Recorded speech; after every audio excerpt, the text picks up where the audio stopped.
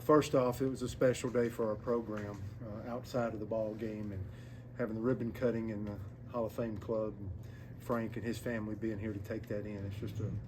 It's an amazing space, and just being in this league for so long, and all the work and leadership that went into this, and construction, and it's just an amazing day. And the years that it took to get to a point like this, to be able to honor him with a statue, and now at the Hall of Fame Club, it seemed pretty amazing. And getting closer to the game and settling in, you can just feel an environment growing at Plainsman Park, and I think it was the largest opening day crowd that we've ever had in the history of Plainsman Park, which is really awesome. And then the most students that's ever come to a game, and I'll give Bruce and the boys a lot of credit, and football and basketball and everybody else that's just done such a great job through these years of celebrating our students and realizing how important they are. And then the back 40 deck out there kind of being introduced, and we're still trying to get everything put together, but to see those guys being engaged and part of it and have the most students ever, it's like if you build it, they'll come. And we organically had them at field level. Now we got them elevated, and the students have absolutely responded to that. And then get to the ball game there, and I thought the effort and process was great tonight. I thought they were ready to play, and I asked them to be consistent, not to rise up and start a season, but to just keep doing what they've been doing since we've returned, and I thought they did a pretty good job. We scored. Chase Alsop, I thought, was dominant in the first and third innings. I thought he was still around the strike zone. They absolutely leaned on him, lost 2 balls, and got another extra base hit there, but I love the third with him coming back out. That's going to happen at our deal, but it's not like he fell apart or anything. I love and feel like he's growing and getting in the strike zone. Most negative part for me tonight was just the back-to-back, and we take so much pride, so does everybody, in trying to dominate routine plays. That we were fortunate to escape that, and that could have been a big one, in the negative way. And I thought Tanner Bauman was my pitcher of the game, so to speak, of getting the 3 balls, but just that guy, it's a second year, it's a senior, it's a trustworthy guy who was able to make a pitch, get out of the inning, and then throw another clean inning. So he didn't give up any hits there. I thought he did an amazing job. And it's always good to get a young player that you believe in the ball game. So Tilly got to throw an inning for us, and Stanfield, the big swing in the first, and then Ike played pretty good tonight and swung the bat and had a big night and carried us there. But top to bottom, I thought everybody was engaged. I thought got some bunts down. Weiss got a bunt hit. Mainers had one. Mainers tried another time. I thought we tried to play offense and tried to play pretty good baseball overall. Just some nice plays made. Stanfield cutting off a potential double, making it a single. I thought Ike held up well behind the plate, and not just his at-bats, but just played really good. We still have our hands full. They have some power in their lineup, so we have to get back to this. I think they probably threw some guys or held some guys that they'll probably use the next 2 days to get right back in this series. So game got away a little bit there late. We only struck them out 6 times, so I'm looking at that like the bats were tough. But another positive is we didn't walk a batter. And then, they wound up walking us 12 times. That was an impactful part of the game. And we only struck out 4 times, so I like that from our offense for the most part.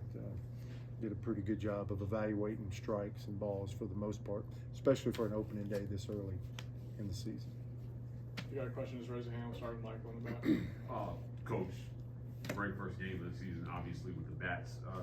What did you see tonight that you would characterize as first game kind of normal stuff? You had a couple of errors there in the middle of the game that let some runs in. Yeah, and I'm just going on what I've seen. I just ask them for consistency and not perfection, and that was the one thing I don't feel like I've seen.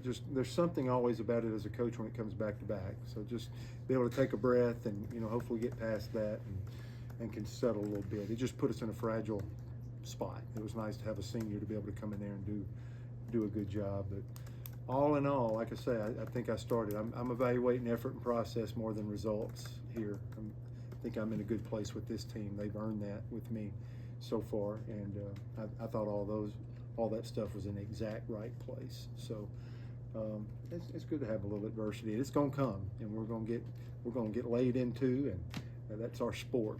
And Bauman picked us up right there. So hopefully, I know Fabian did get in between Hop, and I'm just watching, but there was 2 more plays converted, even in a shift when he was at shortstop, and made a really strong throw there. So, you know, you kind of, when something happens, and it probably will over a course of a season, I think what you just go to is the proper response, and hopefully these guys will get into that first game. But overall, I thought everybody's head was in the right place from being in that dugout next to him.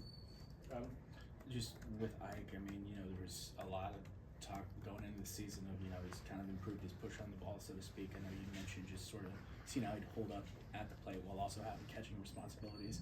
What was the most significant thing to you just about his night and his performance? We see it. That's kind of what we've seen. I think the catching's growing, and we try to do some more advanced stuff besides, you know, to try to figure out like the receiving part of it. You know, blocking is a willingness. He has a great arm, but it's the receiving and growing. He caught a couple of breaking balls that were up in his own deep. He's starting to do some more and more advanced things, and I think he's really grown in this January segment. So this last 5-6 weeks, I think he's really come on and started catching the ball, and it keeps him involved in the game. He's really engaged. He gives some good information. You know, first-year pitching coach and a great one. I think he's going to be a star. Just that rhythm, and who do we put in second? Who do we put in third? We got to play a little bit of that, because until you do it for real, you're not sure. And I thought everybody handled themselves well, especially with Ike being the catcher, because really, you know, practice is for the coaches and it shifts tonight. Now the game's for the players, and I thought Ike being right in the middle of things, it did a great job. And then I think in a year plus now, I've yet to see him give away an at bat where it's, when he steps in the box, it's pretty personal. You know, he has a lot of type A, but and he's competitive, and it's personal when he steps in the box, and I love that about him. Is it? Getting back to Chase for a second, 81 pitches, 21 batters faced, no walks. Longest outing in his career to have no walks. What have you seen besides the ability to get better with that fastball that you can attribute that efficiency to? Yeah, I like he threw some good fastballs. I think he finished the first inning on an elevated fastball, and okay, he can throw hard. And then they absolutely, maybe the pitches were just too stuck together. You know, if it was a slider, the guy might have thought it was a home run. It just seemed like everything was hard in the second. Right. And then what I liked about the third inning, I thought things were textured. The slider slowed down a little bit and started to get swing and miss. So the in-game adjustment's big for me. And I thought that was huge, but still paramount is his ability to, you know, not walk a batter an inning or back-to-back and just put him, you know, behind the chains, so to speak, or make it tougher on him.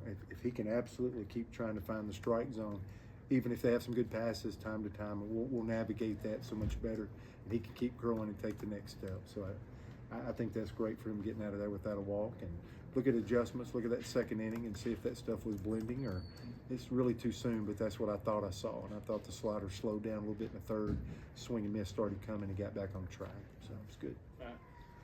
You mentioned this just a tad kind of in your opening statement, but to have 12 walks as a team, it's not like, obviously it's not like tonight was your first time seeing, you know, like live pitching in the spring, but to have that in an opening game, I guess, could you maybe see that your team had that type of a plate discipline already, or was that maybe surprising a little bit? It'll be good. I mean, really, they had 6 strikeouts. We had 4 in college baseball. Really, at all levels of baseball, there's a lot more swing and miss than ever, especially for an opening day. I think we had one of the best home plate umpires in America tonight, and he didn't let the score dictate whether it's going to be a ball or strike to try to get out of here.